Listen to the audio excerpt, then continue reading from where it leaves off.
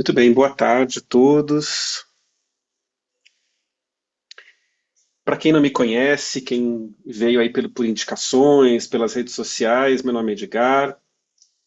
Eu sou terapeuta de medicina chinesa há mais de 20 anos, sou professor de medicina chinesa há uns 18 anos, mais ou menos. Sou professor do Centro de Estudos de Medicina Tradicional e Cultura Ah, não, Chinesa, o CEMETRAC, não, acabei de falar. e sou professor, então, de formação, de acupuntura, professor de Tuiná, professor de cursos avançados na área também, e autor desse livro, que é o Tal da Mente, na visão de Xing da medicina chinesa, que é um livro que trata de questões que nós vamos abordar hoje a respeito do psiquismo, das questões psicoemocionais do ponto de vista pelo entendimento da medicina chinesa e pela filosofia taoísta. Quero começar agradecendo a presença de todos. Fico muito feliz de ver a presença de tanta gente num tema desafiador, num tema difícil, num tema urgente, né? Então fico bem feliz e agradeço também, em especial, a turma do Imperador Amarelo, que é um curso que eu ministro toda quinta-feira, que é um curso de discussão sobre esse tratado ancestral dessa medicina, que é o Tratado do Imperador Amarelo, mas que conversando com a turma, nós estávamos querendo reservar um espaço para a discussão do tema da prevenção ao suicídio, e eles aceitaram a minha ideia de a gente abrir essa aula para todos, né? Não ficar só para a turma, abrir para todo mundo. Então, nós estamos ocupando o horário da aula da turma do Imperador Amarelo, então agradeço muito os alunos por essa abertura. É, esse tema, eu venho claro que eu venho pensando nele todo dia por conta da realidade clínica do consultório, né? Eu trato pessoas com ideação suicida há certamente muitos anos, há mais de uma década. Mas a minha vontade foi tomando forma de não falar desse tema só para profissionais de medicina chinesa, né? Minha vontade era falar desse tema para o público em geral, para enriquecer, sim, a discussão para quem é profissional da área, para quem é profissional da saúde, de modo geral também, mas também para a gente ter um material, não só para quem está aqui na aula ao vivo, mas também esse material gravado, para poder que a gente possa enviar esse material para alguém que esteja passando por uma situação difícil e que possa que esse material possa ser útil, essa discussão possa ser útil de alguma forma para essa pessoa e para essa família, para essas famílias, né, que estão passando. Porque a questão da ideação suicida não é uma problemática só individual, né? É uma realidade que a família precisa enfrentar. E a gente tem que ter cada vez mais vocabulário, né? Vocabulário psicoemocional, vocabulário para nomear as coisas e um entendimento mais abrangente sobre esse tema. Então, eu não venho aqui, obviamente, trazer respostas fáceis. Não é um tema fácil de forma nenhuma. Na verdade, talvez o nosso encontro hoje crie mais complexidade sobre o tema do que facilite. Vocês entendem o que eu quero dizer? Porque talvez eu mostre, a gente converse de que tem mais coisas a serem levadas em consideração sobre esse tema do que uma abordagem mais convencional. Então, vou começar a projetar para vocês. Bom, fiquem à vontade, isso aqui é uma aula aberta, não é uma palestra, então vocês podem escrever no chat, tá? Eu vou tentar reservar um espaço no final para a gente conversar, mas se tiver alguma coisa muito urgente, muito importante para falar, pode levantar a mão. O Zoom tem o recurso aqui de levantar a mão, né? Pode levantar a mão aqui no Zoom para que eu possa passar a palavra para você. Para os profissionais de medicina chinesa presentes, se quiserem complementar com algum raciocínio também, trazer algum aprofundamento, fiquem super à vontade. Não é para eu falar sozinho aqui nesse tempo, não. Muito bem. Antes da gente começar a falar propriamente de medicina chinesa e como que a gente vai olhar para esse assunto, eu quero falar um pouquinho sobre dados da realidade desse assunto, porque isso não é talvez muito claro para todos. Esses dados que eu trouxe, coisas muito simples, estão no site da campanha do Setembro Amarelo. Tá? Então são dados bastante acessíveis e confiáveis. Então veja, de acordo com a última pesquisa realizada pela Organização Mundial de Saúde em 2019, são registrados mais de 700 mil suicídios em todo o mundo. Obviamente que esse é um dado de muita subnotificação, não é? Para muitas culturas, o suicídio é um tabu gigantesco, não é? Então ninguém se fala, ninguém notifica e passa. Isso fica à margem desse radar, dessa estatística. Então, a OMS estima que seja 1 milhão de casos por ano. Eu chutaria mais do que isso, porque eu acho que muitos casos ficam sem notificação. No Brasil, os registros se aproximam de 14 mil casos por ano, ou seja, em média, 38 pessoas cometem suicídio por dia. De novo, 38 pessoas dos casos notificados. Dos não notificados é muito mais do que isso. Embora os números estejam diminuindo em todo o mundo, os países das Américas vão na contramão dessa tendência, com índices que não param de aumentar. Sabe-se que praticamente 100% de todos os casos de suicídio estavam relacionados às doenças mentais, principalmente não diagnosticadas ou tratadas incorretamente. E aí, nosso propósito hoje é discutir o que é uma doença mental do ponto de vista dessa medicina. Que é o arcabouço dessa categoria vai ser muito maior até do que para a medicina ocidental. Todos os anos, mais pessoas morrem como resultado de suicídio do que HIV, malária, câncer de mama, guerras e homicídios. Sempre que eu leio essa frase, eu fico chocado. Não é? A gente fala de guerra, a gente fala de assassinatos, de homicídios. Parecem números, são números gigantescos, não é? Então vamos colocar isso de novo. Mais gente se mata do que gente morre em guerra no mundo. Não é impressionante? E a gente não fala disso, não é? Na verdade, o que a gente vive, tem gente que fala isso literalmente, é como se fosse uma constante pandemia. Vocês entendem? Existe uma doença, se a gente fosse colocar o suicídio numa categoria de doença, é como se fosse uma doença perene que está matando muita gente todo ano. Né? Entre os jovens de 15 a 29 anos, o suicídio foi a quarta causa de morte após acidentes de trânsito, tuberculose e violência interpessoal. Segundo dados da Secretaria de Vigilância em Saúde, divulgado pelo Ministério da Saúde em setembro de 22, entre 2016 e 2021 houve um aumento de 49,3% nas taxas de mortalidade de adolescentes de 15 a 19 anos e de 45% entre adolescentes de 10 a 14 anos. Então veja que esse é um dado absolutamente alarmante, né? Ou seja, tem subido o índice de suicídio entre adolescentes e pré-adolescentes. Essa semana uma aluna me contou um caso de um suicídio de um menino de 8 anos. Né? Então a gente está falando de uma faixa etária que, na visão dessa medicina, na visão taoísta, na filosofia que norteia essa medicina, é uma fase, obviamente, do florescimento da vida. Né? A gente chama que é a idade da primavera.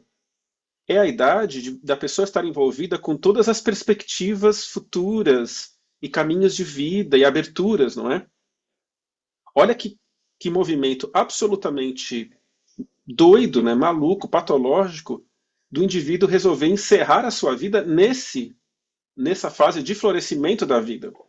Então, existe alguma coisa absolutamente errada, né, muito doentia para esse processo acontecer. Vocês entendem? A gente não está falando de uma pessoa que está, como a gente fala, na idade da água, né? Lá no finalzinho da vida, com 80 anos, e resolve cometer o suicídio. Ainda, obviamente, é uma coisa dramática. Mas é completamente diferente de um cara de 14 anos de idade, não é? Então vamos lá. Existe uma coisa absolutamente importante no mundo contemporâneo que é a normalização do sofrimento psicoemocional. Nós estamos numa cultura que nós estamos considerando que certo grau de sofrimento psicoemocional é quase inerente a estar vivo. Vocês entendem, pessoal? ou estar trabalhando, ou ser produtivo, ou estar em sociedade, ou ter que pagar os boletos, né? Uma das coisas que me motivou a andar com esse assunto e preparar essa aula aberta foi, no último mês, várias ocorrências no meu consultório de situações que me deixaram muito chocado da discrepância de peso entre doenças físicas e doenças psicoemocionais. Hoje mesmo, uma terapeuta discutindo o caso comigo, ela falou: "Ah, essa paciente veio tratar tal coisa ortopédica, tal, é uma paciente muito saudável."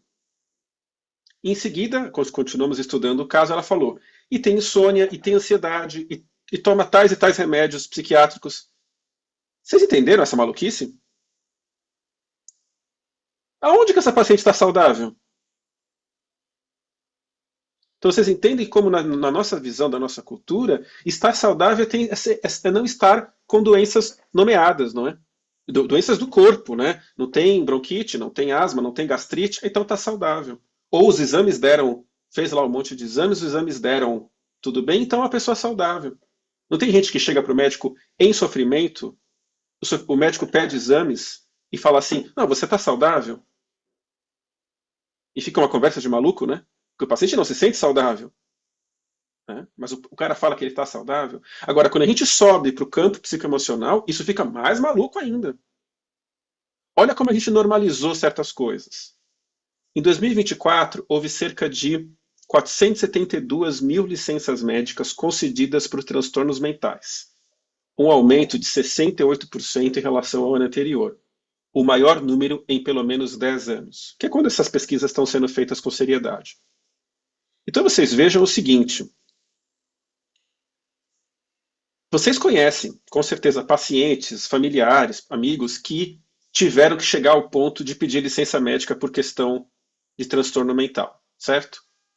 Quando que a pessoa chega a pedir licença médica? No limite, não é? No limite do absolutamente insustentável. Quando, inclusive, ela deixa de ser sustentável para a própria empresa, não é?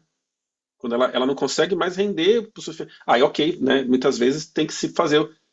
Então, vocês percebem que 472 mil licenças médicas, esse aumento de quase 70% em relação em um ano, que a gente vai estudar hoje, que as questões psicoemocionais pós-pandemia ficaram mais severas, né? Muitos quadros de questões psicoemocionais ficaram epidêmicos depois da pandemia. Insônia, ansiedade.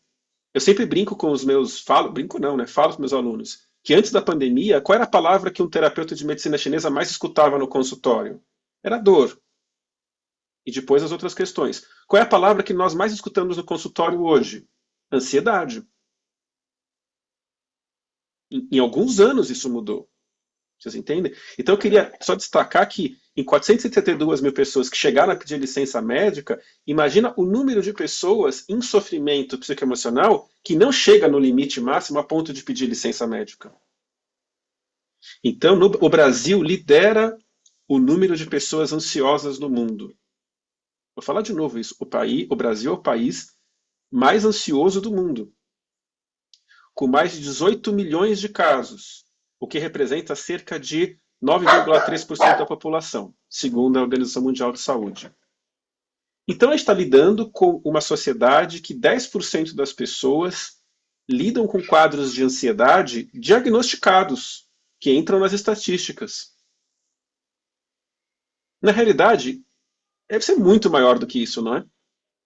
Quanta gente sofre de ansiedade e não chega a ter um diagnóstico fechado e ter uma nomeação e entrar nesse campo das estatísticas? Vocês imaginam que a gente, então, está meio que lidando com uma situação em que 10% das pessoas estão ansiosas, receberam esse nome e a gente está tocando para frente, não é? Porque a gente está vendo alguma mudança grande no sentido de saúde? Saúde social, saúde coletiva, estilo de vida, mudança de padrões econômicos. Então, a gente não está vendo mudança nenhuma, não é? De grande cenário. Então, se não está havendo mudança nenhuma e os números estão crescendo, qual é a tendência? Eles crescerem mais.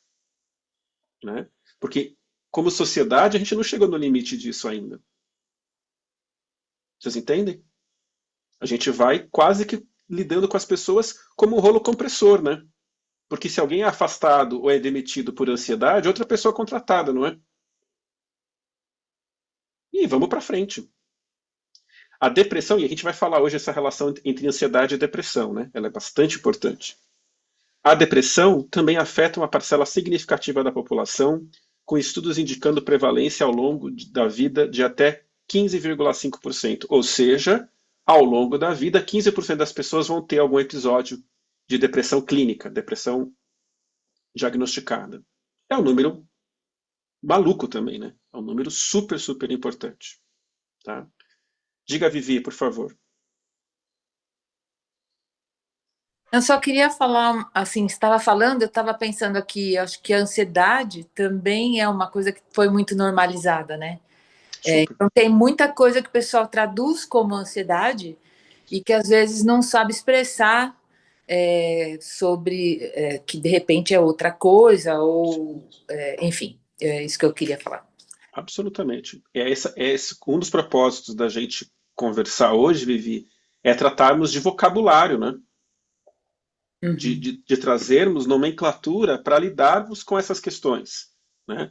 Porque eu posso ter impactos que na medicina chinesa a gente vai chamar de sobrecarga sobre o medo, né? De força de vontade, de preocupação, a gente vai nomear como coisas diferentes e que tudo pode entrar nesse grande saco, né? Chamado de ansiedade. Né? Diga, Vera, por favor. Ó, tá todo mundo ansioso também já para falar, né? Imagina. Com relação ao que você falou do suicídio em criança, eu estou estudando para o TCC e eu tenho um dado aqui do Anuário Brasileiro de Segurança Pública. Em 2024, a cada 6 minutos, um estupro. Perfil das vítimas, crianças e adolescentes. E assim, a cada 10 estupros que ocorrem no país, 8 são de crianças e adolescentes. Aí, E aí, como que Vera, vai você. viver? Tem que se matar, Isso. né? Não, aí você adiantou um tema fundamental, que a gente vai falar mais para frente, que é a importância dos traumas. Do entendimento do qual é o impacto fisiológico de um trauma vivido e o como que ele favorece caminhos que vão levar ao suicídio. Obviamente. Mas eu quero entender isso mais profundamente hoje com vocês. Tá? Então agradeço ter trazido já esse dado e esse link, com daqui a pouco a gente volta para falar de trauma. Diga, Vivi, por favor. Outra Vivi, agora a Viviane. Oi. Não, eu só quero falar que às vezes o paciente vem com parecendo normal, né, sem queixas importantes, mas logo depois de um burnout, como a saúde ela degringa, né? Ela baixa muito. Ela diminui muito a saúde quando a pessoa tem logo após uma crise de burnout, né? E os impactos disso, e a gente fica pensando, mas por que aconteceu isso? Por que ela está tendo esses sintomas agora? Não estava tendo antes. E quando a gente estuda mais a fundo, já vem um quadro de ansiedade que levou para o burnout e, e tudo foi por água abaixo. Pronto. Fundamental, e o que você trouxe já adianta o próximo assunto, que é o entendimento da mente como uma substância vital, como algo que é mantido pelo corpo. Você leva o corpo ao limite, a mente não vai ser mais sustentada. Isso é o tema principal de hoje, se for falar. Né? Diga, Lucas, por favor. Estava aqui pensando como medicina holística nas outras coisas que acontecem para a manutenção de estado de ansiedade também, né? Eu estou dizendo isso porque esses tempos eu tenho atendido muita gente com ansiedade, com questões da mente, eu acho que eu não sou o único, né? Mas teve uma paciente que ela me perguntou se ela deveria continuar tomando um remédio para ansiedade. E aí, assim, eu não sou psiquiatra, né? Não é meu papel dizer se ela deve ou não, mas aí eu disse isso a ela. Mas olhando o global, a rotina dela começava às 9 da manhã e acabava às 10 da noite. E ela ia a 100% da energia o dia inteiro, não tinha uma pausa, não tinha descanso. Eu disse isso a ela, né? Disse assim, olha, você pode tomar, mas qual é a perspectiva de melhora nisso, né? Porque existe uma questão estrutural que está levando ao estado de ansiedade, né? Não é o remédio, ele pode te ajudar, sim. Então, se tiver muito agudo os sintomas, ele pode ser super aquele pauzinho que segura o navio que está caindo, né? Mas se a gente não mexer nessa rotina, não adianta, né? Tomar o. É sobre isso, na verdade, né? Então, sobre isso nesse ponto. Muito importante o que você trouxe, Lucas. A gente aqui nos cursos de aprofundamento, no curso do Imperador Amarelo, quando a gente discute os casos com os terapeutas e tudo, a gente chega num lugar que é, peraí, mas o tratamento, inclusive de medicina chinesa, não é só medicina alopática, não. A gente está tratando a pessoa ou tratando a doença? O que sentido que eu chamo de tratar a doença? Claro que a gente quer resolver a doença, mas não no sentido de resolver. Um processo terapêutico mal conduzido pode ficar só suportando a doença, vocês entendem? Então eu vou dar a condição da pessoa se manter numa situação patológica e eu vou tentando pagar os preços, né? Pagar os boletos para ela enquanto ela está torrando uma condição de saúde para se manter no estilo de vida patológico. Vocês entendem o que eu quero dizer? A pessoa, sei lá, troca o dia pela noite, por exemplo, a pessoa troca o dia pela noite. A pessoa resolve fazer jejuns absurdos, a pessoa quer se matar de fazer exercício para ficar magra. Né? Ontem mesmo teve uma paciente de uma terapeuta que a paciente tem profunda deficiência de sangue. Né?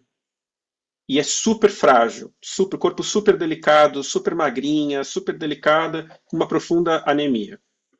Aí a terapeuta deu fitoterápicos e fez aplicações para tonificar o sangue. Qual foi a primeira repercussão no corpo da paciente? Tem gente até rindo aqui porque já sabe qual foi a repercussão. Abriu o apetite dela, não foi? Porque se a gente fala para o corpo assim, então vamos gerar sangue, o que o corpo fala? Então, vamos lá, então me dê comida, certo? Aí deu uma semana de fitoterápico, a paciente virou para a terapeuta e falou assim, olha, abriu meu apetite e eu não quero engordar em hipótese alguma, se eu não diminuir meu apetite eu vou parar o tratamento. Então vocês percebem como é uma maluquice isso? O que é mais importante? Você entende? Então, aí, se essa terapeuta falar assim, então tá bom, então vamos diminuir o apetite, não vamos tonificar esse sangue. Se bobear, essa terapeuta vai ficar só suportando esse estado patológico de magreza dela. E não tratando ela de verdade. Aí a paciente quer viver no estado absolutamente. Quer viver, não, né? Muitas vezes não tem escolha nenhuma. Precisa viver num estado de absoluta ansiedade, por questões de logística, né? Ou até quer também. E a gente fica só, então dá estrutura, então acaba um pouco a mente, favorece o sono, e nenhum estilo de vida é modificado, a gente está só suportando a doença. Vocês entendem? Outro dia eu vi uma pessoa falar assim para mim, não, tranquilo, agora eu posso passar nervoso que eu estou medicado. Aí eu falei, mas peraí, que história é essa? Vocês entendem isso? Quer dizer, então o remédio está cumprindo um papel até para lidar com as minhas imaturidades, com o que eu não sei lidar, com o abuso do outro. Mas está lidando de uma forma harmônica e construtiva? Não, está lidando me anestesiando, né? Agora, o que a gente vai aprofundar hoje é que não existe processo psicoemocional que não seja sustentado pelo corpo. Isso é bastante óbvio, na verdade, né? Mas isso é o centro dessa medicina, né? Então, se eu vou ficar sustentando coisas patológicas, vai cobrar preço do corpo. E como já adiantou a Viviane, se eu cobro um preço do corpo, vai ter um efeito rebote na mente depois. Mas a gente vai chegar lá. Diga, Daniel, por favor. Oi, Edgar. Esse ponto que você tocou agora, para mim, como terapeuta, assim, é um nó górdio muito delicado, porque quando a pessoa está em uma condição fisiológica, psicoemocional, em desequilíbrio, vai ser muito difícil, por exemplo, essa paciente, né? Se ela já está com essa deficiência de sangue nesse nível, o tipo de raciocínio, o tipo de conclusões que ela vai chegar, ou disposição de tratamento, vai ser isso, né? Não estou a fim de engordar e ponto final. Então, vai ser muito difícil uma concentração com uma paciente que está nesse lugar antes de tonificar o sangue. só que a pessoa não está disponível para tonificar o sangue. Então, para mim, entra nesse nó, sabe? Sim. E aí foi um caso também que eu falei para a paciente não dava para continuar, porque é isso, não tinha uma abertura para... Quer dizer, não sei se nem dá para chamar de abertura, porque não tem uma condição fisiológica realmente possível, né? Não dá nem para cobrar uma abertura da pessoa. Então, para mim, entra num lugar muito delicado, que talvez você vai falar mais profundamente hoje, É mas isso. tocou para mim num ponto bem, bem delicado como terapeuta. Sim. Assim. Super, Daniel. Super delicado, não tem resposta fácil, super difícil. E é a última parte do que eu ia falar hoje, Daniel, que você já adiantou, né? Que é todo esse papo aqui de hoje, ele tem como o entendimento de momentos de crise, do que leva uma pessoa à ideação suicida, o que leva uma pessoa ao suicídio de fato, mas como existem processos, né, Daniel, que vão ter que ser que no mundo saudável e correto e ideal, são processos que são corrigidos antes. Como aquela frase famosa na medicina chinesa, buscar um tratamento quando se está doente é como começar a cavar um poço quando se está com sede. Vocês lembram disso? Uma frase bem famosa nessa medicina, né? Então quer dizer que tem certas configurações fisiológicas que já repercutem em distúrbios da mente, que o tratamento para buscar uma luz vai levar muito tempo e às vezes não tem tempo suficiente. Então, a gente tem que entender que processos podem levar a certos buracos na nossa vida para olhar nossos familiares, olhar os nossos amigos e pacientes e se olhar, sobretudo, e acho que é o propósito dessa conversa aqui, para, peraí, eu preciso buscar tratamento muito antes de eu chegar perto desse buraco. Vocês entendem? Uma menina, por exemplo, que é jovem e já tem essa obsessão em ser magra, alguém já tinha que estar olhando para essa obsessão, para essa questão dessa autoimagem, né? Dessa, entre aspas, vaidade ou falta de... há muito tempo, não é? Tem alguma coisa aí que está rolando para ser uma coisa tão rígida aí. Então houve já alguma espécie de negligência do nosso ponto de vista. Bom, dando mais próximos passos, como eu falei, acho que o núcleo do que a gente vai conversar hoje é isso aqui. A mente como substância vital. Esse é um conceito da medicina chinesa tão elementar, tão básico, mas ao mesmo tempo tão transformador. Né? O nosso corpo trabalha todo dia para manter. Eu não vou entrar em detalhes aqui, tá? Mas o nosso corpo, é bem óbvio isso aqui, o nosso corpo está, nossos órgãos, nossas vísceras, transformando o que a gente come, bebe, respira em sangue, em líquidos, em energia. O que é energia? É função, né? Função metabólica, função circulatória, os trabalhos do corpo. Né? Está trabalhando para manter nossa estrutura, nossa essência. Só que o que não é óbvio para nós, ocidentais, é que a nossa mente é formada, mantida todo dia. Vocês entendem o que eu estou falando? Claro que os terapeutas que estão presentes aqui já entendem mais, isso é mais familiar. Mas até a gente que é terapeuta às vezes se esquece disso. Não é assim, gente? E aí a gente fala assim, não, beleza, eu sei que a mente é uma substância vital. Mas aí eu encontro uma pessoa meio depressiva e falo para ela aí, se anima, a vida é boa. Você é jovem, você tem um futuro pela frente. Vocês entendem? Falar esse tipo de coisa é bastante simplório e bastante ingênuo, achando que problemas da mente são simplesmente resolvidos por mudanças de posturas da mente.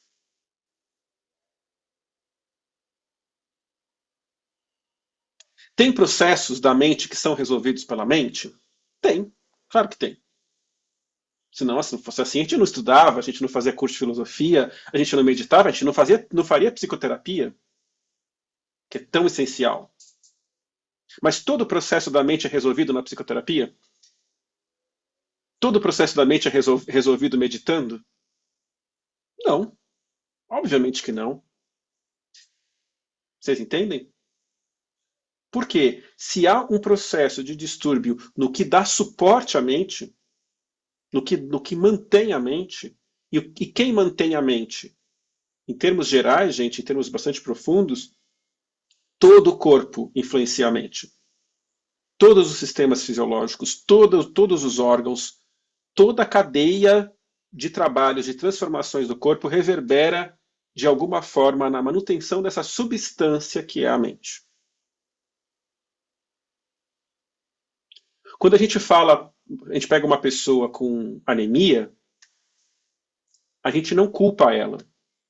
Vocês entendem? A gente não fala assim, mas, ô José, como é que você pode ter esse sangue, hein? A gente fala isso para a pessoa? Não, a gente fala assim, tá com anemia? Então vamos ver o que tem que fazer. Tem que comer melhor, tem que ver esse ferro, tem que ver por que não está formando glóbulos vermelhos. A gente automaticamente entende o sangue como uma substância que na sua origem tem que ser corrigida, não é? Agora, quando a gente lida com o aspecto da mente, a gente não tem essa postura. A gente pega uma pessoa irritada, com irritabilidade, pô, mas você também é um saco, hein, meu? Toda hora você está irritado. Não é assim? A gente não entende assim, espera aí, o que está acontecendo com essa mente como substância que pode favorecer essa irritabilidade? Então eu quero deixar bem claro, para essa medicina, existem 3 aspectos, de forma bem básica, que acontecem com distúrbios da mente. Distúrbios fisiológicos de natureza de deficiência, distúrbios fisiológicos de natureza de excesso e imaturidades. O que quer dizer isso? A pessoa está, por exemplo, vou usar o mesmo exemplo que eu falei agora, com irritabilidade. Eu vou mapear isso de acordo com os diagnósticos da medicina chinesa e vou chegar à conclusão que ela tem um distúrbio no sistema do fígado, que é tipicamente um cara que gera irritabilidade. Falar que o problema do fígado é fácil. O difícil é falar assim, mas espera aí, é uma deficiência que não está dando suporte a uma função da mente, é um excesso que está gerando uma hiperfunção da mente. Vocês entendem a diferença? Então essa substância não está sendo nutrida, ou ela está sendo hiperestimulada, ou, em terceiro lugar, essa pessoa está irritada, está com irritabilidade, porque ela não sabe lidar com as questões da vida, que aí entra no campo da imaturidade, como a gente chama.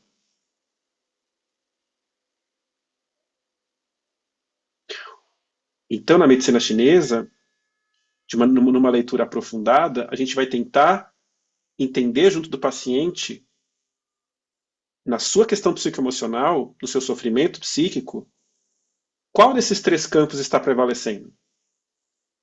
A gente nunca descarta que pode uma profunda falta de perspectiva, uma profunda falta de iniciativa, uma tendência grande à preocupação, por exemplo, pode ter origem na imaturidade.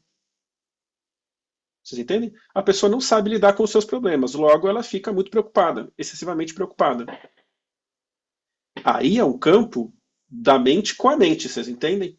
Então vamos lidar, como é que eu me coloco diante dos desafios com mais sabedoria, com mais harmonia, com mais... E aí a gente tem todo um caminho filosófico, a proposta das virtudes, as propostas da lapidação da mente, do espírito, para colocar a pessoa num caminho de amadurecimento. Eu sempre brinco que eu adoraria que a medicina chinesa fosse capaz de amadurecer as pessoas. Vocês entendem? Que eu adoraria pegar qualquer pessoa que está com imaturidade. Eu não sei lidar com uma frustração, logo fico irritado. Peraí que eu vou, deita aqui na maca que eu vou amadurecer isso para você. E isso não é papel da medicina chinesa, vocês entendem?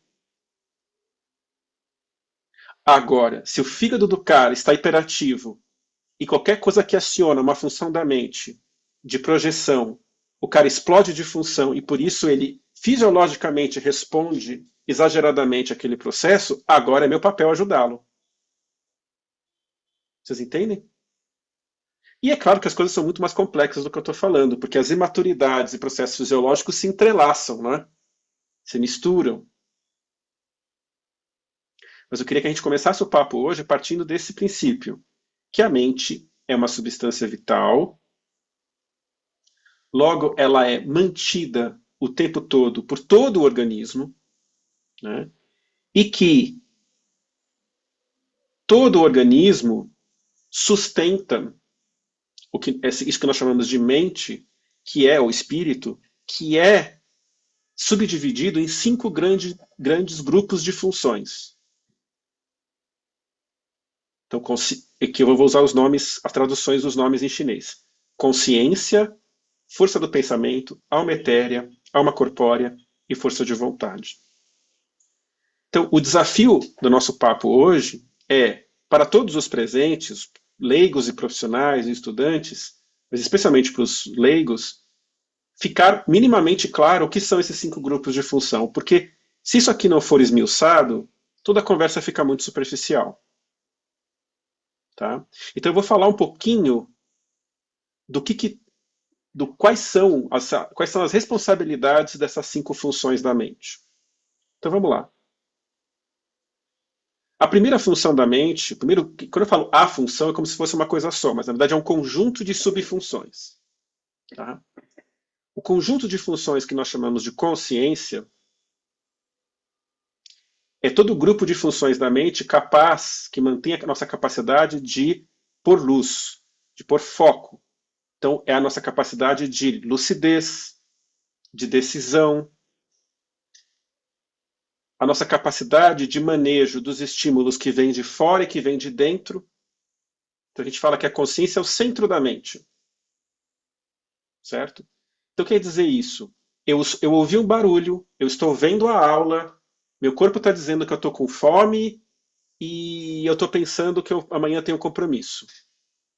Tudo isso está acontecendo simultaneamente na mente, vocês entendem? Aonde que eu ponho atenção? O que eu vou negligenciar? O que eu vou pôr atenção? Eu vou continuar ouvindo o Edgar ou eu vou levantar e fazer um lanche agora? Nesse exemplo bem simples, esse é um trabalho da consciência, vocês entendem? Então, para isso, a consciência tem que ser capaz de hierarquizar, tem que ser capaz de diferenciar, tem que ser capaz de falar isso é para agora, isso é para depois.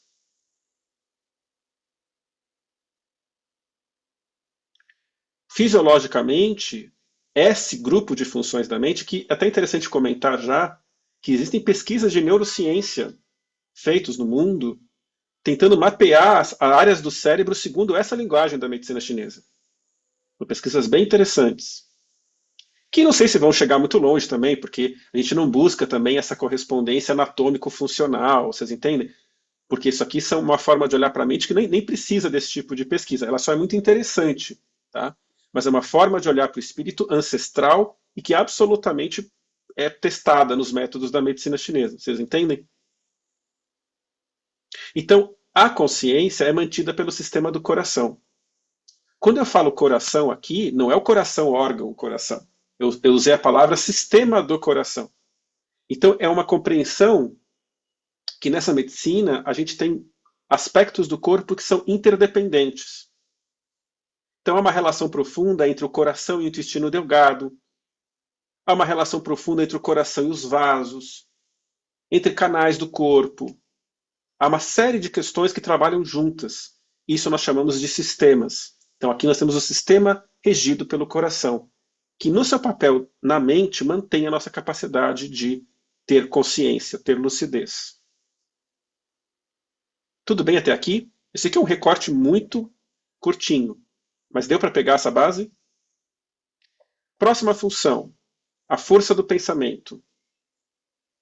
Força do pensamento é o grupo de funções do raciocínio lógico,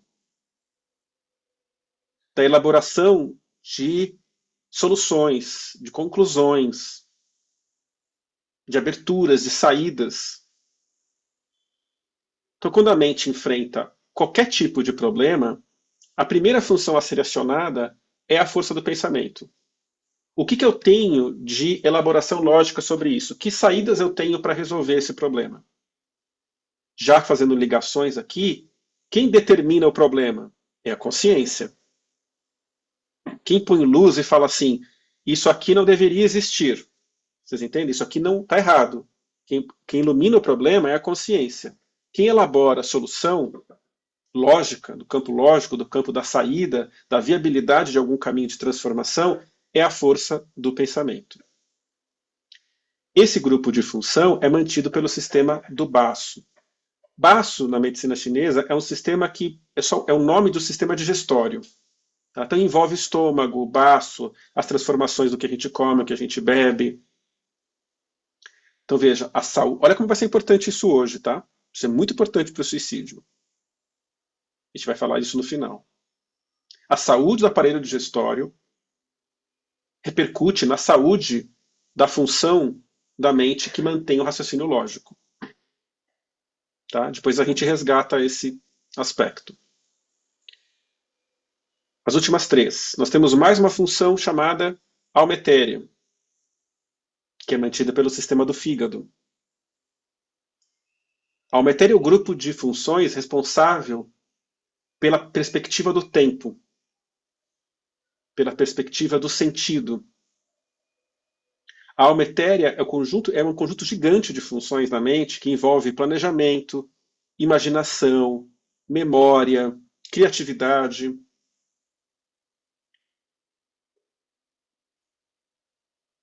A alma etérea é capaz de nos dar sentido no tempo. Então ela volta no passado. Ah, eu tive uma ideia de dar essa aula, preparei a aula, hoje eu estou aqui. Para que eu estou dando essa aula? Para uma perspectiva futura de beneficiar as pessoas. Vocês entendem? Quem me dá essa noção de sentido, a gente fala que é o ir e vir da mente. Quem me dá essa noção de sentido no momento presente, onde que eu estou no tempo e nas coisas que eu faço, e até em relação aos outros, quem é que está comigo, quem é que está ao meu redor, faz sentido aonde eu me localizo nessa narrativa da minha vida, quem dá esse sentido é a alma etérea. Não preciso nem dizer para vocês que devem estar pensando já que é a primeira função e mais importante comprometida quando vamos falar de suicídio, não é? A gente vai falar dela daqui a pouco. Próxima. Alma corpórea. É o contraponto da alma etérea. Se a alma etérea fala de perspectiva, de fora, do tempo, do passado, do ontem, do amanhã, do outro, a alma corpórea, por sua vez, fala de tudo que é do corpo. Do corpo aqui e agora. Então, quando você está sentado aí ouvindo a aula, participando da aula, e a sua consciência recebe a informação que você está sentado, que o pé está formigando, que está coçando as costas, que está com fome, que está com dor de cabeça, tudo isso é informação da alma corpórea que está chegando à consciência. Nossa capacidade de percepção do próprio corpo, de se identificar com o corpo, de ter no corpo um lugar saudável e de contentamento, de bem-estar, são funções da alma corpórea. Tudo bem? E quem mantém a alma corpórea é o pulmão, o sistema do pulmão. E por fim, a gente tem a quinta função da mente, que é a força de vontade, mantida pelo sistema do rim, que nos dá capacidade de superação de desafios, dificuldade. É a função que tem como subfunção a resiliência, a paciência, a retidão, a flexibilidade. É tudo que dá para o psiquismo capacidade de se sustentar em processos.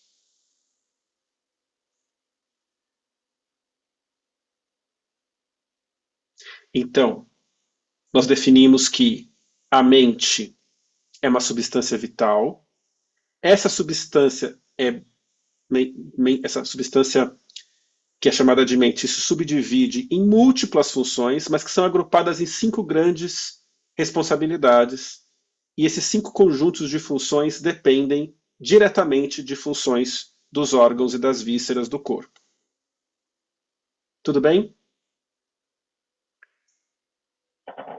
Agora a gente chega no tema mesmo.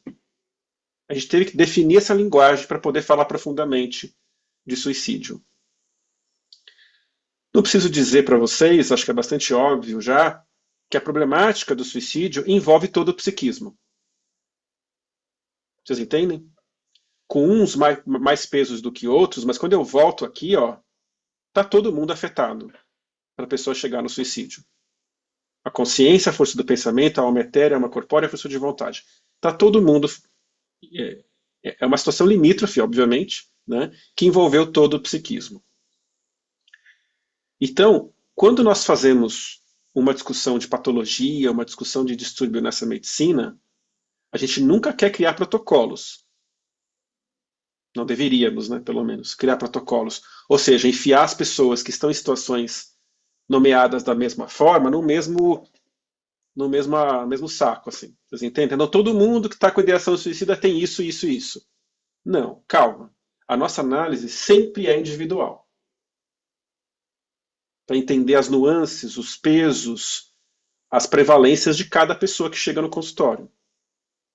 Agora, para chegar de fato, algumas coisas são quase que inevitáveis de estarem envolvidas. Primeiro impacto da alma etérea.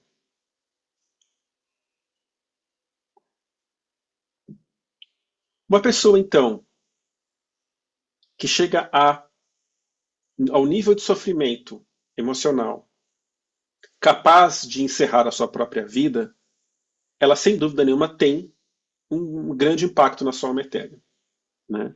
Ou seja, ela está vivendo um momento presente que não tem perspectiva, que não tem sentido.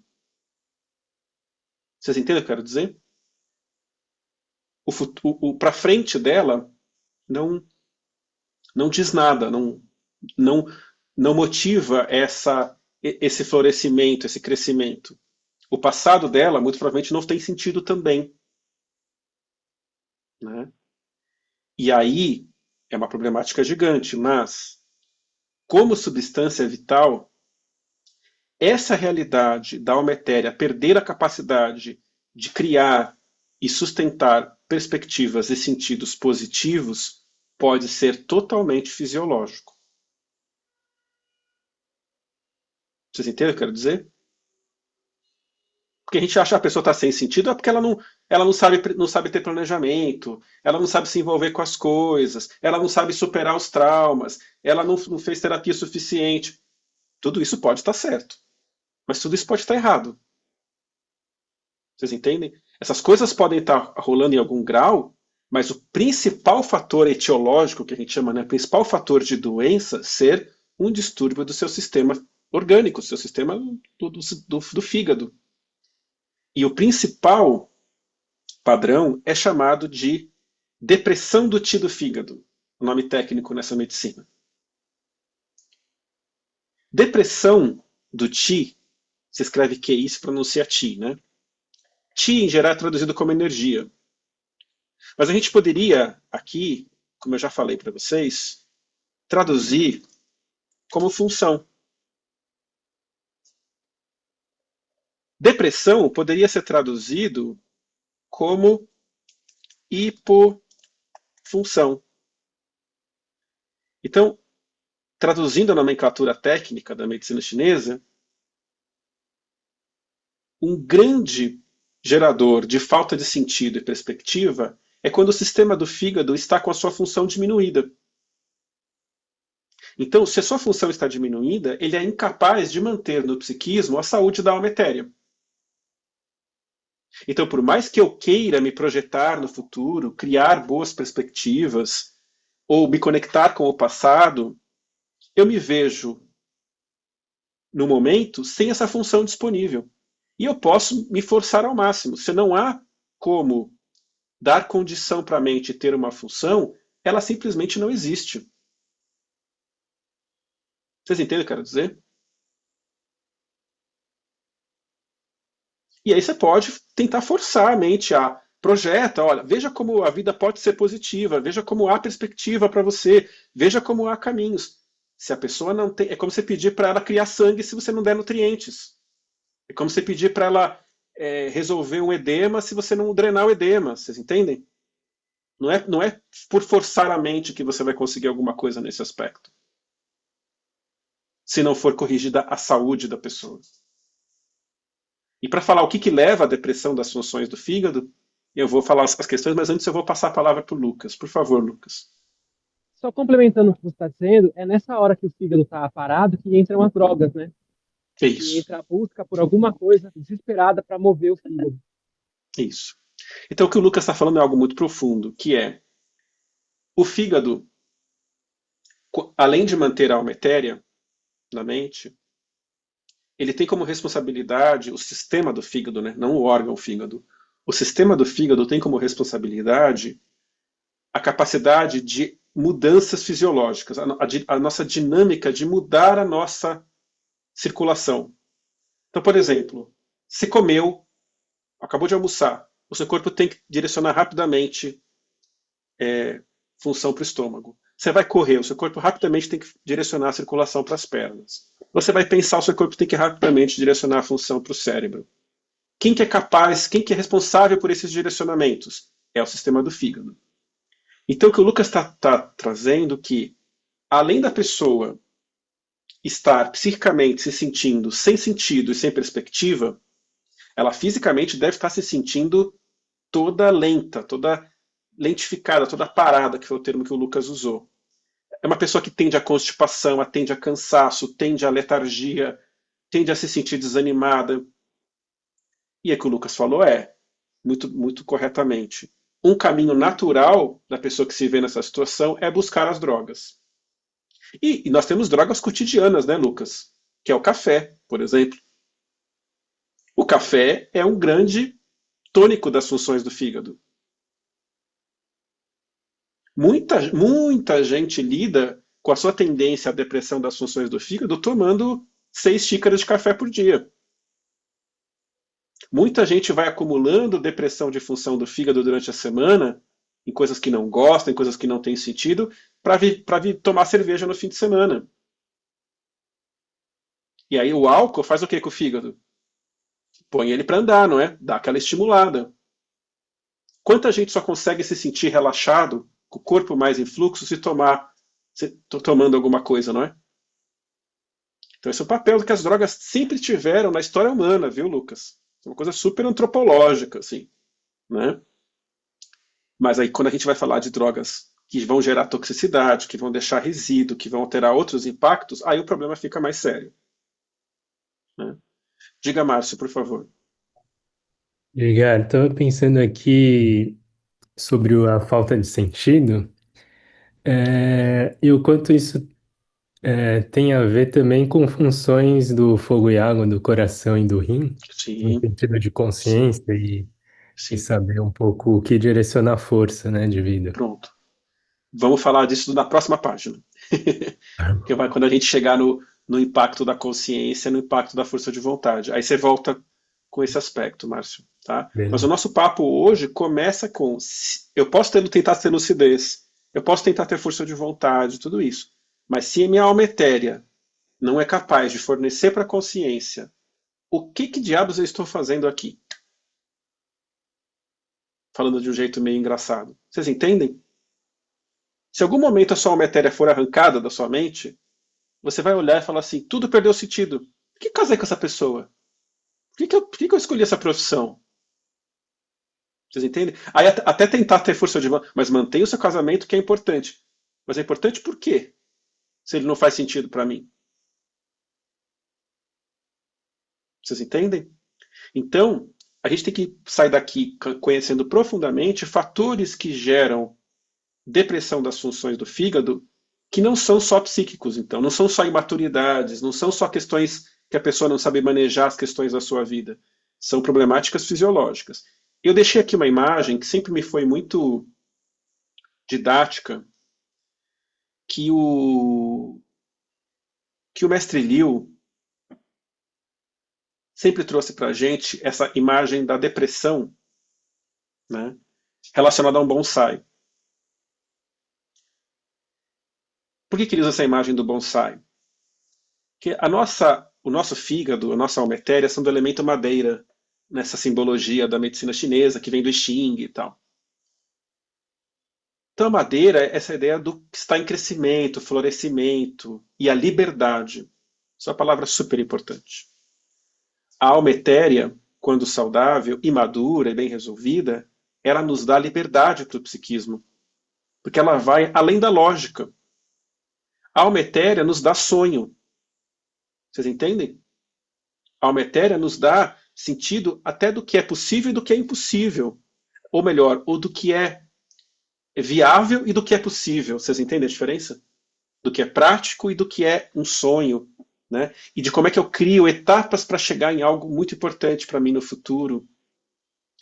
A alma etérea saudável nos dá uma liberdade para reescrever no presente a nossa narrativa de vida. Eu vim de traumas, eu vim de dificuldades, eu vim de questões, mas agora eu sou capaz de criar perspectivas de crescimento com liberdade a partir daqui. Uma pessoa sem função do fígado, uma pessoa sem função da alma etérea, é como se a sua liberdade da mente tivesse cerceada por um pequeno vasinho. Vocês entendem? Então ela vai crescer até o limite da disponibilidade daquela função. Então o mestre Liu sempre contou que para ele o bonsai é uma árvore meio deprimida. Porque o que ela queria mesmo era estar na terra, não é? E crescer livremente, frondosamente, com seus galhos para todas as direções que ela quisesse. E o que a gente faz com o bonsai? Não. Você não vai crescer livremente. Você vai crescer só esse tantinho que eu te dou de condição de crescer aqui. Só nesse extrato de terra pequenininho, nesse vasinho pequenininho, e eu ainda podo os seus galhos que eu não achar muito bonito. Vocês entendem? Então, essa é uma imagem, tanto que eu nunca mais tive bonsai em casa depois que eu tive essa aula com o mestre. Né? Mas essa é uma imagem muito, muito didática, ela é imagética, né? Bonita, assim, mas para falar da indisponibilidade de um campo de estrutura para que eu tenha a alma etérea livre. E sabe qual é a principal estrutura que eu preciso para ter a alma etérea livre? Sangue. Né?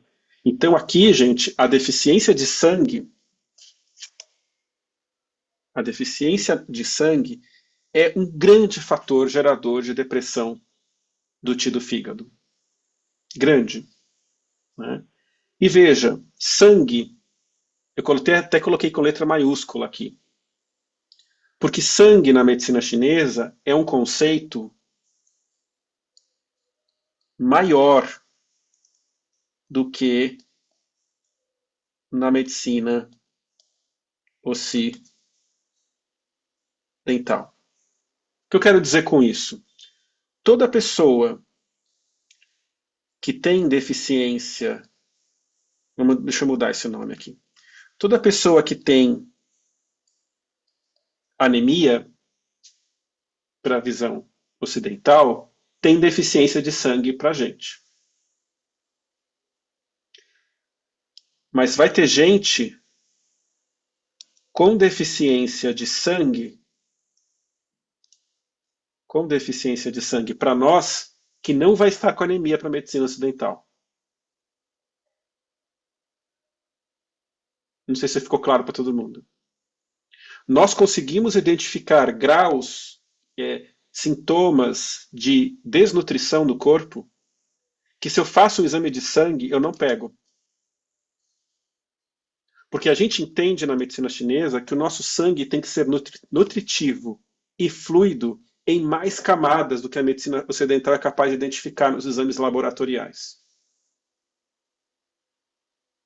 Então você vai chegar com um paciente no consultório que tem todas as características de deficiência de sangue, está emagrecido, está com o cabelo caindo, está com as unhas fracas, está com a pele seca, está com a língua pálida, está com frio profundo no corpo, está com menstruação escassa, está deprimida, mas pode fazer o exame de sangue e dá tudo ok. Vocês entendem? Porque o nosso conceito, então, é que faltam aspectos nutricionais que vão além dos identificáveis estruturalmente no sangue. E aí na medicina chinesa a gente estuda isso super detalhadamente. De onde é que pode vir, que aspecto do corpo não está transformando o que a pessoa come, o que ela acha que está comendo que é rico e não é rico. O que eu tenho lidado com gente que acha que para ganhar estrutura tem que tomar whey. Não é assim, gente?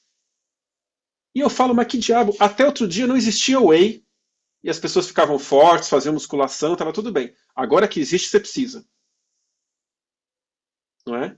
E aí você precisa sobrecarregar o seu aparelho digestório com algo que não é da natureza, que não tem aspectos nutricionais sutis, só tem aspectos nutricionais bioquímicos e bioidênticos, que não são exatamente natureza, né? E que favorecem super acúmulo de resíduo, né? Se não é bem transformado. Vocês entendem o que eu estou querendo dizer? Então, é um típico a coisa que essa pessoa que toma whey, por exemplo, depois de um tempo, e suplementação e vitamina, pode fazer exame de sangue e falar, nossa, você melhorou. Não necessariamente os sintomas dela melhoraram. Tá? E aí a gente tem que entender.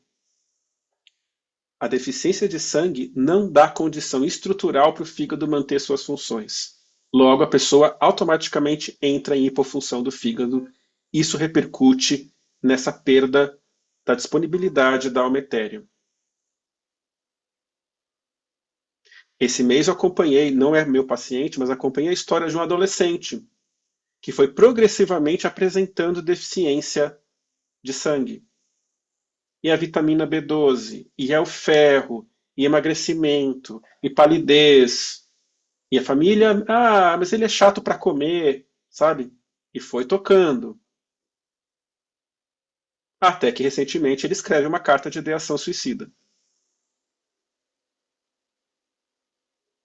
Vocês entendem?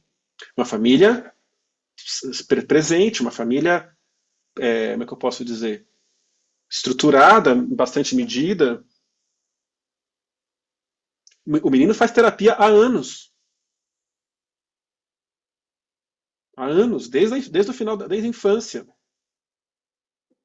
Aí você fala assim, então esse terapeuta não fez nada com ele até aqui? Para ele chegar a essa altura do campeonato com 15 anos e seriamente ter uma ideação suicida? Não. Acontece que, muito provavelmente, não estou fazendo um diagnóstico à distância, não é isso, né? Mas acompanhando um pouquinho as informações do caso, se foi afundando numa deficiência de sangue, você não resgata essa pessoa, porque você está tornando indisponível uma função da mente. Quantas mulheres ficam com indisponibilidade da alma etérea no período pré-menstrual? Não é assim? Vai menstruar, a vida perde o sentido, eu não sei diabo o que eu estou fazendo com esse homem aqui do meu lado, uma propensão à irritabilidade, só um recorte bem clichê assim, mas para falar de um impacto bem sazonal, né, bem momentâneo, de quando você tira a alma etérea de uma pessoa. Vocês entendem o que eu quero dizer? Agora, você imagina como se você fosse viver em profunda falta de alma etérea. Só que a deficiência de sangue é mais séria do que só o impacto na alma etérea.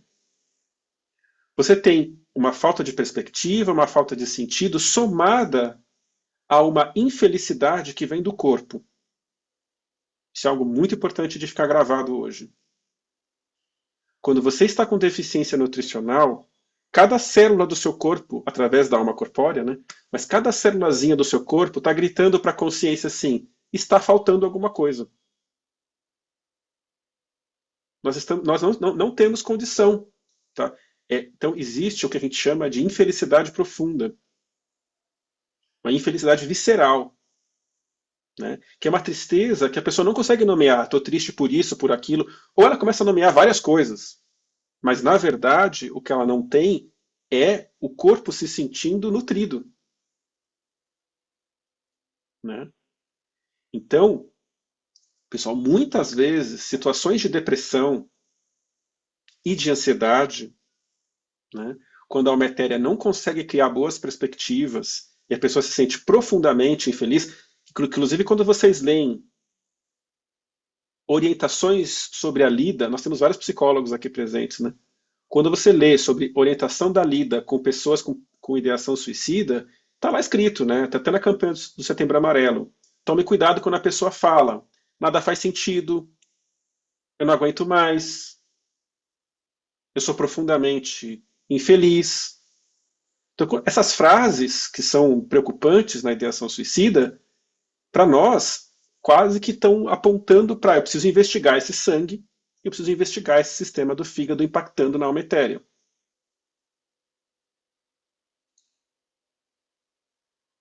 Agora, outro aspecto muito importante na geração de uma hipofunção do fígado é o que a gente chama na medicina chinesa de mucosidade. Mucosidade, pessoal, é o acúmulo de resíduos. Processos metabólicos que deixam resíduo. Então você pega um adolescente que está com deficiência de sangue e logo ele se sente profundamente feliz. E além disso ele come um monte de besteira, porque o resíduo ele pode ser formado porque o meu corpo não é capaz de transformar o que eu como, mas o resíduo pode se formar porque eu como resíduo.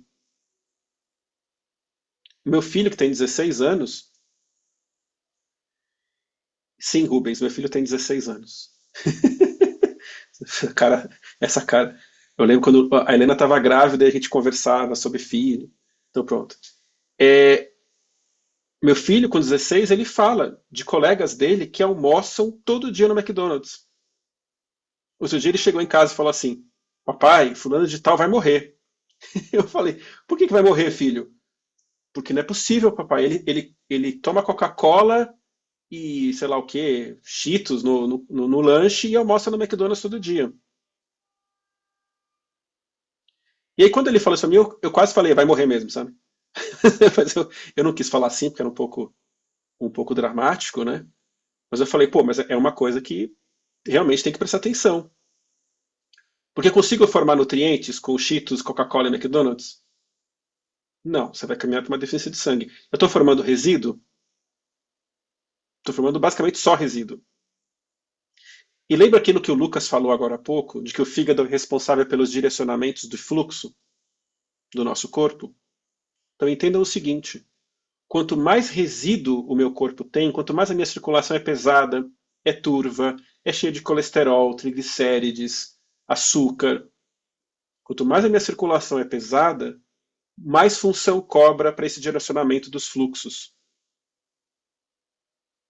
Então é como que na prática, quanto mais resíduo metabólico eu tenho, mais está roubando função do fígado.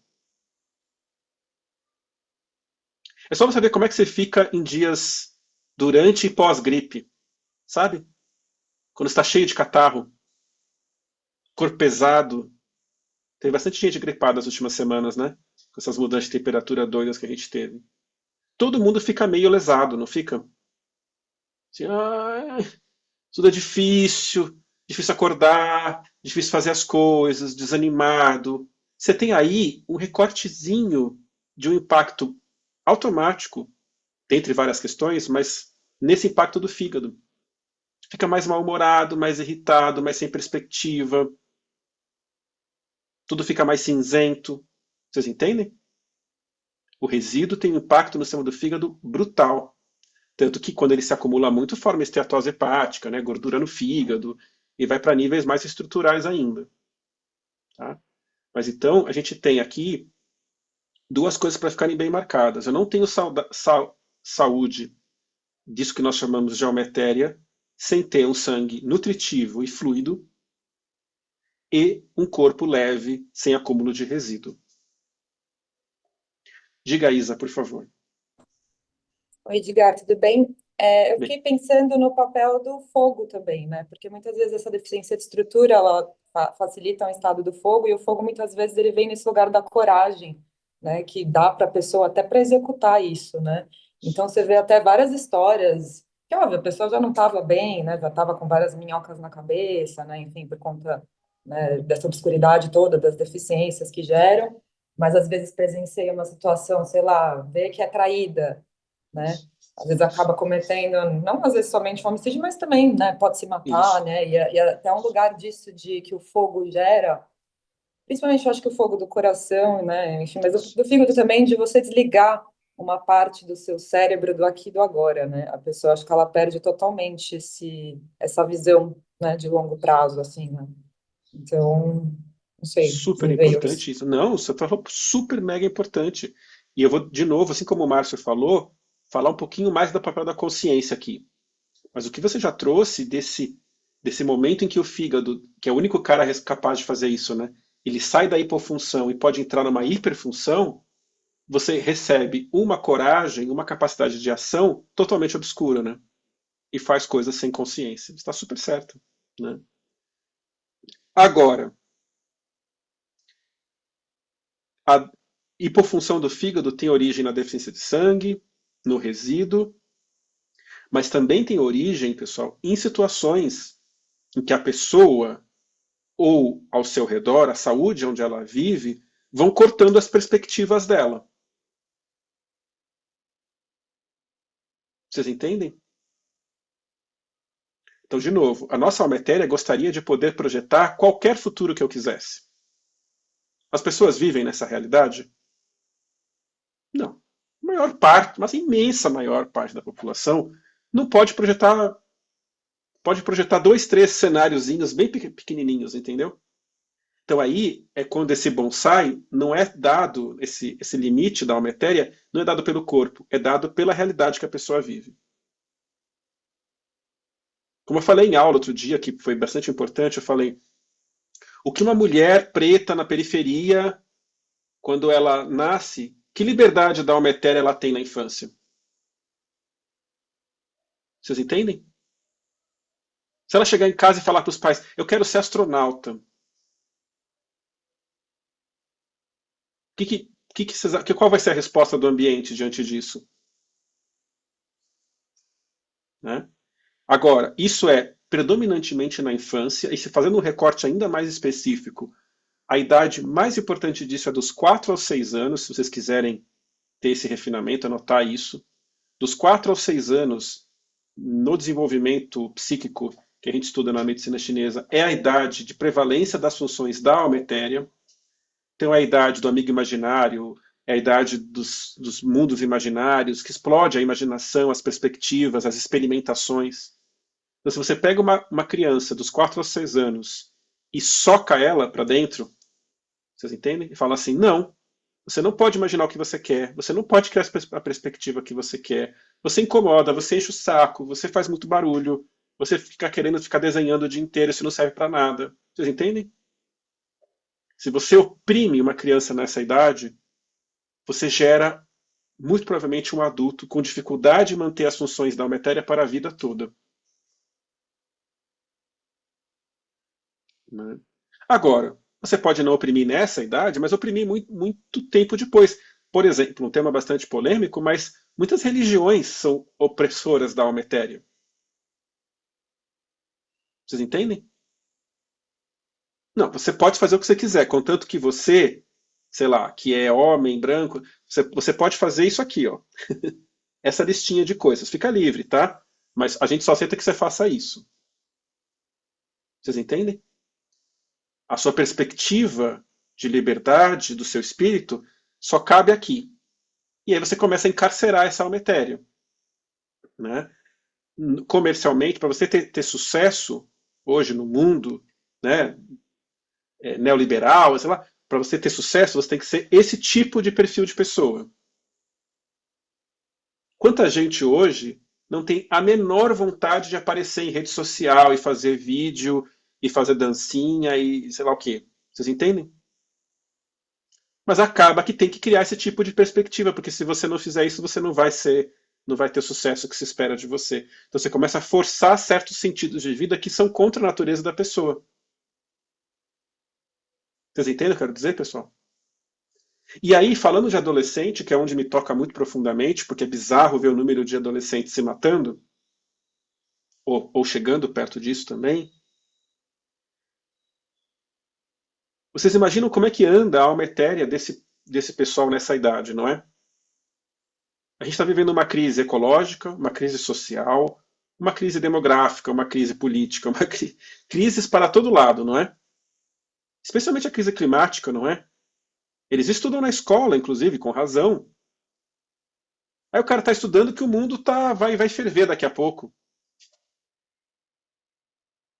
Isso não é um impacto terrível? Numa idade que o cara tinha que ter a liberdade de pensar a vida dele para 80 anos, ele projeta que daqui a uns anos o mundo vai estar assim, assado, e os mares vão encher, e que vai derreter a calota, que vai todo mundo morrer. E aí você fala para o cara, não, mas mantenha a sua perspectiva individual. Mantenha o sentido da sua vida. Não é difícil, gente? Não é? Então as coisas vão se somando e... Espera só um pouquinho, vou fechar a porta aqui. As coisas vão se somando e manter a saúde da alma etérea se torna um desafio bastante importante. Né? Deixa eu só ler o chat aqui. O Lucas escreveu: toda vez que eu quis morrer, tomei Guaipitã e Chai Rui passou. O Lucas está brincando com fórmulas que tonificam o sangue e que promovem função do fígado. Vai ficar gravado, sim, Ângela. E aí está dizendo aqui que o açúcar também. O açúcar é um grande gerador de resíduo. Né? Aí, eu acho que a Nath que escreveu: tem muitos ins no padrão de deficiência de sangue, sensação de insuficiência, inferioridade, inadequação. Exatamente. Então, a deficiência de sangue vai gerando essa sensação profunda de que está tudo errado. Né? Bem importante. Diga, Maurício, por favor. Oi, Edgar, boa tarde. Boa tarde. Só para ver assim, você acabou de falar uma coisa relacionada à opressão, né? A sensação da falsa liberdade, né? Mas o que você está me dizendo, vê se eu entendi correto, é assim, você começa a ter uma opressão que você entra numa deficiência do seu fígado, né? E essa deficiência, você vai engolindo sapos, vai querendo reagir, vai querendo, e isso vai consumindo, e dessa deficiência você migra para o excesso. E você falou algo muito importante, Maurício, que é um pouco que a Isa estava falando também, né? Que existe aí, quando a pessoa sofre opressão, Maurício, especialmente na infância, ela caminha para duas direções, a depender da sua constituição. Toda a fisiologia humana tende, quando você vai diminuindo função, o corpo vai desligando junto. Então, por exemplo, se você fica muito tempo sedentário, o envio de circulação para suas extremidades, o envio de nutrição para os seus músculos vai diminuindo. Vocês entendem? Então a gente fala que o sedentarismo é gerador de hipofunção. Pronto. Então se você começa a dizer para a pessoa, cada vez menos, você tem menos possibilidade de função da alma etérea, o fígado vai diminuindo função junto. Então algumas pessoas saem da opressão com uma profunda deficiência de função do fígado e vão carregar isso para a vida toda, porque isso se torna a base constitucional. Outras pessoas, Maurício, como você deve estar pensando aí, ao responder à opressão, vão lutar contra essa opressão, não é assim? Vão falar, não, eu quero recuperar minha liberdade, eu quero ser quem eu quero ser, eu quero poder fazer o que eu quero fazer. Só que quando o ambiente é muito opressor, isso se transforma no que a gente chama de estase, né? E a pessoa vai ter que gerar um fogo do fígado, que é uma hiperfunção, que é um tema bem complexo, né? Mas vai responder nisso no excesso de função. Certo? Então, depende, e aí se torna uma pessoa que tende à violência, que tende à irritabilidade, pode até tender ao uso de drogas, né? Porque ao sofrer muita opressão, responde contra isso com uma hiperfunção para tentar vencer essa obstrução. Tá? Então tem basicamente esses dois caminhos. E agora a gente vai falar dos outros aspectos da mente que estão envolvidos no caminho do suicídio. Impacto na alma corpórea. Ninguém que chega na ideação suicida chega nesse momento sem estar com um profundo sofrimento físico. Vocês entendem? Uma tristeza muito grande, uma angústia muito grande, um sofrimento que é que o corpo está avisando para a mente, inclusive na deficiência de sangue isso é agravado, o corpo está avisando para a mente que está em sofrimento. O que a mente começa a fazer quando o sofrimento é insustentável? Ela pode ir para um caminho que é começar a se afastar das percepções do próprio corpo. Vocês entendem? Já que está insustentável, eu deixo de sentir. Ao deixar de sentir, se torna um pouco mais sustentável, até um certo ponto. Até que isso chega num limite, gente, que a pessoa começa a se afastar tanto da sua alma corpórea, que isso é super perigoso para a ideação suicida, que ela começa a não se perceber mais como seu próprio corpo. Vocês entendem? E aí, inclusive, um dos alarmes, todo mundo sabe disso, né? Um dos alarmes é quando a pessoa começa a se machucar, não é? E isso, para a medicina chinesa, para essa visão aqui, quando a pessoa começa a se cortar, começa a se ferir, é uma tentativa de tentar se sentir de novo. Vocês entendem o que eu quero dizer? Isso é um alarme extremo. Por quê? A gente fala que, a Isa falou, né? Em situações extremas a pessoa pode fazer coisas que passam fora da consciência, né, Isa? Mas há um limite sempre que é a alma corpórea. A alma corpórea, ela é nossa ligação com a sobrevivência. Né? Com o que nos mantém vivo. Eu preciso comer, preciso dormir, preciso ir no banheiro. Sobrevivência. Então eu até posso pensar em ter uma ideação suicida. A execução, ela sempre vai encontrar uma última limite que é a alma corpórea. Enquanto eu me sinto como esse corpo, eu não vou encerrar minha vida. Vocês entendem? Difícil encerrar minha vida. Como um processo, né? Tirando eventos muito pontuais. Como um processo, é difícil encerrar minha vida enquanto eu me sentir como esse corpo. Se eu me afastei desse corpo, que ele deixou de fazer sentido para mim, eu abri portas perigosas para o suicídio. Tudo bem? Mais uma coisa. Força de vontade. Então, pessoal, não existe pessoa que chega próximo desse momento do suicídio sem ter desgastes crônicos na vida. Certo? Viver uma vida que não faz sentido já é uma vida que exige enormemente de força de vontade. Quanta gente tem profundo sofrimento de domingo à noite? Meu pai falava que ele tinha trauma da musiquinha do Fantástico. Vocês já viram essa história? Né? Que ele ouvia a musiquinha do Fantástico e meu pai ficava triste. Que é assim, acabou o fim de semana, vai vir segunda-feira, que não faz sentido. Então a gente entende nessa medicina que se não faz sentido, como é que eu vou levantar e vou para o trabalho? Se não faz sentido o meu casamento, como é que eu vou continuar com essa pessoa? Né? Através da força de vontade. Então o nosso sistema do rim fica dando condição para manter a força de vontade. E chega uma hora que, de novo, como uma substância vital, tem limite esse suporte do rim à força de vontade. E uma hora ficar sustentando uma vida que não faz sentido, o corpo não aguenta mais. E qual é um dos grandes agravantes do desgaste da força de vontade? É a solidão. Por isso que em todo o material sobre suicídio vai se falar sobre o perigo que é a pessoa solitária. Vocês entendem? Porque uma vida que eu não estou sozinho. Eu tenho esposa, tenho família, tenho amigos, tenho gente com quem eu posso contar. Na hora que eu estiver fraquejando, que eu estiver num desgaste grande, que eu estiver esmorecendo, o que eu faço? Eu conto com eles, não é? Eu me apoio. A gente fala assim que a gente tem que ter muita força de vontade na vida para saber reconhecer quando a gente não tem força de vontade e precisa de ajuda. Vocês entendem o que eu quero dizer? Agora, a pessoa solitária não tem com quem contar. Quando você não tem com quem contar, tudo na vida fica mais desgastante. Olha que coisa interessante isso. Quando eu tenho com quem contar, a vida fica mais leve e por isso eu posso contar menos com as pessoas na prática. Quanto mais eu estou solitário e eu sei que eu não posso contar com ninguém, tudo fica mais pesado.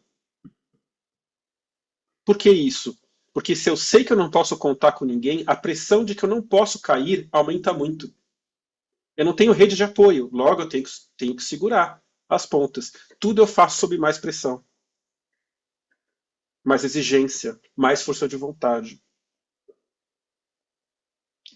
E aí tem uma questão bem prática, que é, no momento final, no momento do suicídio, a pessoa ainda tem que ter um pouco de força de vontade. Então, até clinicamente, num consultório de medicina chinesa, a gente tem pontos de acupuntura, de tuiná, que fortalecem a força de vontade. Nós não fortalecemos a força de vontade no momento que a pessoa está com ideação suicida. Vocês entendem? Porque não é a hora de cuidar de outras coisas para depois recuperar a força de vontade dela. Porque se eu dou força de vontade para ela nesse momento, eu estou ajudando nesse caminho de sustentar uma decisão obscura. Faz sentido? E agora a gente vai para os fatores conjuntos. São outros aspectos que estão nesse pacote. Sobre a força do pensamento. Nós precisamos ter clareza de que o pensar no suicídio é uma saída possível a ser elaborada pela lógica. Vocês entendem o que eu quero dizer? Diante de tanto sofrimento, de uma vida que não faz sentido, de uma vida de infelicidade profunda, quando a consciência se depara com essa realidade, lembra que eu falei que ela sempre, a primeira função da mente que ela aciona é a lógica? Veja, diante da minha consciência constatar o grau de sofrimento que eu estou vivendo, e fala, isso é um grande problema. Quem que ela automaticamente aciona? A força do pensamento, que é essa base lógica que vai tentar achar alguma saída para a consciência. A gente tem que discutir que a nossa capacidade lógica virar para a consciência e falar, você pode se matar, todo ser humano tem essa possibilidade. Todo ser humano em vida provavelmente passou por algum momento em que essa abertura passou pela consciência. Vocês entendem o que eu estou falando? Só que aí, o problema não está necessariamente na força do pensamento. O problema está, sobretudo, na consciência. Nossa consciência tem que ter maturidade de olhar para essa saída e achar até graça. Assim, não, sim, claro que eu poderia ir, mas eu não vou. Porque a decisão, quem toma é a consciência, não é a força do pensamento. Tá? O que acontece? Como nós não falamos de suicídio, nós nunca falamos de morte, Malemar, na nossa cultura, não é? A primeira vez que uma pessoa em sofrimento chega à consciência dela a possibilidade que ela pode se matar, isso impressiona a consciência. Isso é algo muito importante. Por isso que eu falei de construção de vocabulário. A gente precisa até falar para os jovens. Todo mundo passa essa ideia pela cabeça. Se a gente acostuma com isso, quando isso acontece, isso não é algo que impressiona. Usando a terminologia dessa medicina, não é algo que vai aderir à consciência, vocês entendem? Porque quando você não tem esse vocabulário, a primeira vez que você pensa nisso, o que faz a consciência? Gruda, fala assim, meu Deus, eu posso isso? Como que é isso? Como é que eu posso ter pensado isso? Isso é válido mesmo? Vocês entendem, pessoal? Né? Então, é muito importante que haja uma criação de vocabulário, que a gente saiba que pensar no suicídio é algo perfeitamente possível. É claro que se minha força do pensamento for saudável, ela não vai me dar só essa solução, né? Ela me dá essa solução, e eu posso buscar terapia, e eu posso fazer tal coisa, e eu posso ir na medicina chinesa, outras saídas junto dessa. Vocês entendem? Então, há uma pessoa também que está com uma debilidade profunda do sistema digestório, dá à capacidade lógica da mente um suporte muito baixo. E as ideias do raciocínio dela são muito ineficientes. E ela pode pensar no suicídio e não pensar em outra saída.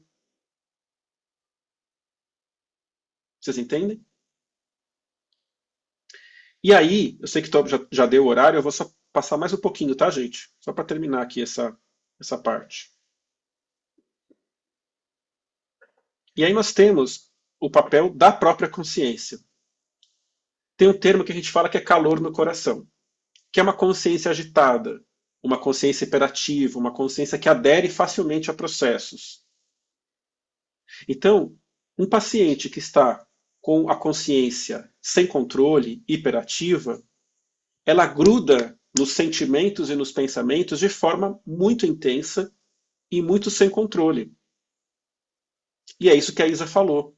No momento de fúria, no momento de perda de consciência, no momento de droga, né, Isa? A gente tem casos, né? Até eu tive caso no consultório de pacientes que se matou por misturar droga com álcool. Vocês entendem?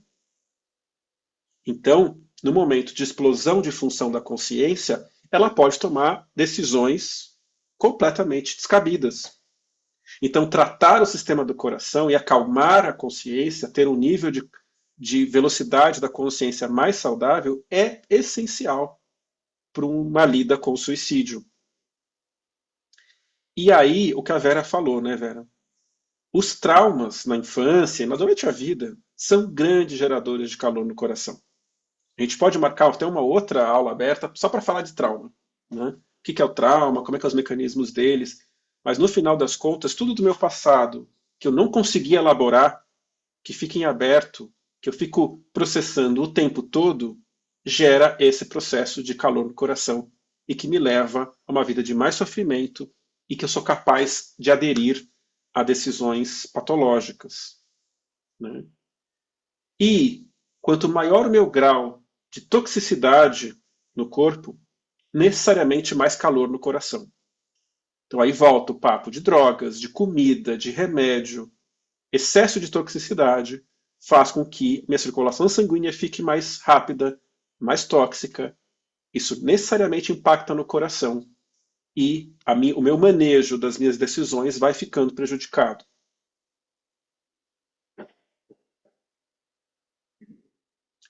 E além disso, outra coisa que gera muita calor no coração e deturpação das minhas escolhas é a pressão. Uma coisa é falar, gente, presta atenção aqui na nossa aula.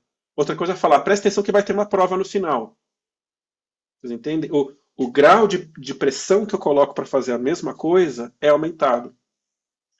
Então vocês imaginam o quanto de pressão facilmente a gente coloca em adolescentes, por exemplo. Pressão de expectativa de rendimento, de sucesso. Vocês entendem? Tem escolas que colocam competição entre os alunos com 5, 6 anos de idade. De rendimento, de ranking, não é assim? Isso gera pressão e deturpação nessa função da consciência. E por fim, dos fatores conjuntos, eu queria só trazer uma coisa que eu acho que nem os profissionais pensam muito nisso, mas que tem um papel importante, que é o que nós chamamos tecnicamente de síndrome GU. Síndrome GU são o entendimento dessa medicina dos ambientes fisiológicos favoráveis aos parasitas. Existem pesquisas importantes sobre a presença de parasitas gerando debilidade de sangue, roubo de nutrientes, consumo de substância vital crônica e o impacto disso no psiquismo. Até essa semana uma pessoa me mandou mensagem quando eu anunciei a live falando de certos psiquiatras que têm como método para começo de tratamentos passar vermífugo para os pacientes. E eu respondi para ela, isso faz sentido na medicina chinesa. Porque eu estou tentando tratar, e a gente, em cursos avançados, a gente já estudou a síndrome GU, e a gente viu que ela pode impactar profundamente a mente. Pensamentos obscuros, deturpação da noção da realidade, coisas muito sérias. Vocês entendem, gente? Então, olha até onde a gente tem que pensar quando vai ter uma prevenção de suicídio. Que um fator importante ali pode ser uma parasitologia. E aí não adianta virar para a pessoa e falar, se anima, né? Veja como a sua vida é bela, olha o sol lá fora. Vocês entendem? Ou toma esse remedinho aqui que vai ser bom para a ansiedade. Por fim, gente, eu vou trazer só uma imagem aqui, muito rápida, de um hexagrama do Xing, que é muito detalhado no meu livro, Tal da Mente. Mas aqui eu quero só trazer o seguinte: o I Ching é a base lógica da nossa medicina. E ele tem esses cenários que são chamados de hexagramas, né? E esses cenários falam de situações da natureza da nossa vida. É composto de 2 trigramas. Esse aqui é o lago. Esse aqui é a água. Né? E no I Ching, o encontro entre água e lago fala de um cenário da natureza onde algo de fluxo, como a água, encontra um cenário de represamento e limitação, que é o lago. Então, é um retrato de um momento de perda de fluidez. Então, no hexagrama limitação, eu tenho esse encontro de algo fluido como a água, encontrando uma imagem de represamento. Por que eu resolvi trazer esse hexagrama para vocês hoje? Porque no psiquismo, ele fala de uma situação onde o lago, que fala de acúmulo de energia, o nome do trigrama lago é alegria, é contentamento. Então, é um cenário que fala de todo o contentamento, a alegria, está fora de mim. Por que eu estou falando fora de mim? Porque no I Ching a gente vê que o trigrama de cima fala de fora, ou do outro, o trigrama de baixo fala de mim. Então eu vejo que a alegria, o acúmulo de recursos, está fora, não está em mim. E eu me vejo como? Eu me vejo nesse fundo dessa água, sem fluxo, limitado por esse ambiente exterior. Então é o retrato de uma pessoa em profunda depressão.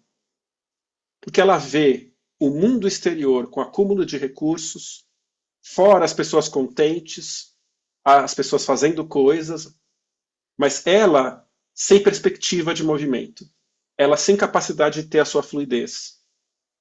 E existe uma linha que é o mais profundo da limitação, que é a primeira linha, que é o texto que eu resolvi trazer para a gente falar aqui no finalzinho. Ele diz assim: sentado e limitado ao toco de uma árvore cortada, penetrando em um vale sombrio, 3 anos sem ver nada. Então, filosoficamente, esse texto está falando de uma situação onde a pessoa se vê tão longe do contentamento, tão longe dos recursos, tão sem perspectiva, e como se ela tivesse pegado a sua árvore, sabe o bonsai, que a gente falou lá no início? É como se ele tivesse pegado essa árvore e cortado e sentado em cima. Então eu não tenho sentido de crescimento mais nenhum. E aí ele fala, atingir esse ponto, esse fundo do poço da depressão, é penetrar em um vale sombrio. Um vale sombrio, a pessoa pode ir para caminhos muito obscuros. 3 anos sem ver nada é um jeito técnico do Xing falar de um cenário que necessariamente demora muito para ser modificado. Não tem saída rápida e fácil. Muita coisa tem que ser corrigida para sair desse fundo do poço. Então, eu estou trazendo isso, é uma imagem feia, uma imagem, né, negra, assim, negra não, negra é ruim de falar, uma imagem obscura, certo?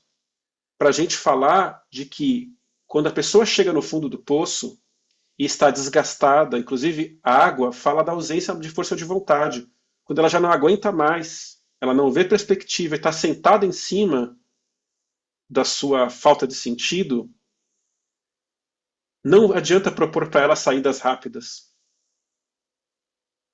Vocês entendem? Inclusive, nos protocolos de prevenção ao suicídio fala, nunca sugira saídas fáceis para a pessoa. Porque se você fala que é fácil de sair desse cenário, o que ela pode receber? Todo mundo consegue, só eu não consigo. Se é fácil, se é uma medida fácil e eu não consigo nem fazer o fácil, então eu vou encerrar com a minha vida. Vocês entendem? Então essa linha do Xing nos inspira de que a saída de uma limitação nesse grau de obscuridade, de profundidade, requer trabalhos que a gente fala de 3 anos, significa 3 poderes, céu, homem e terra.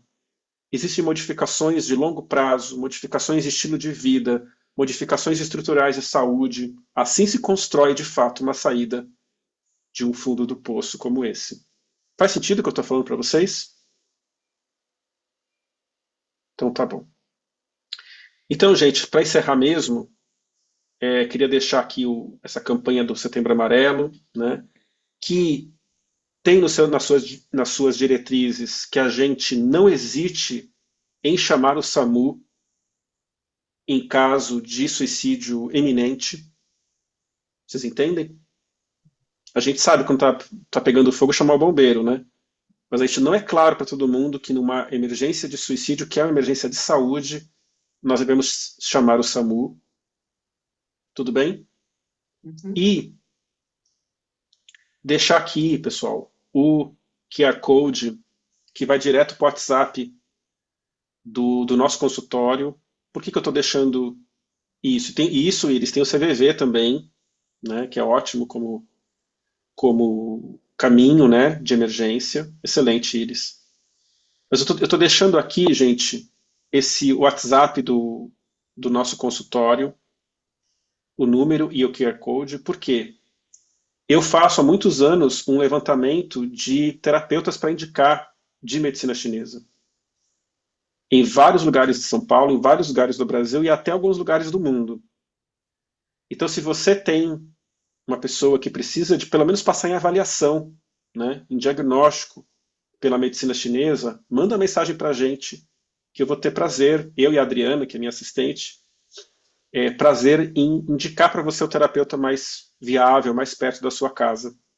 Muitos desses terapeutas estão presentes aqui hoje, né? E não vou nomear todo mundo que está aqui, mas tem grandes terapeutas presentes aqui e que eu tenho muito orgulho de indicar o trabalho deles e até o nosso consultório também aqui em São Paulo, tá?